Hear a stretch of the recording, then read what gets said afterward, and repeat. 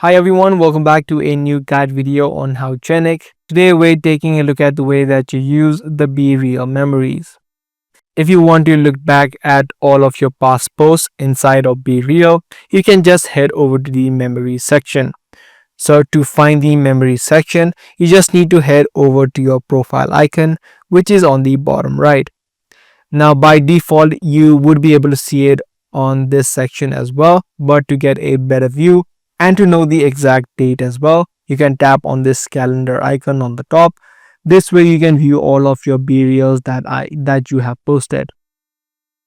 I did not see any BeReals posted recently, but if you have posted any BeReals recently in the few past months or in the past year, you'll be able to see all of them right here inside of this section. As I said, it would also be visible in this section on the profile as well. You can just tap on it. You can see the date on the top as well. And if you want, you can tap on the three dotted line on the top right.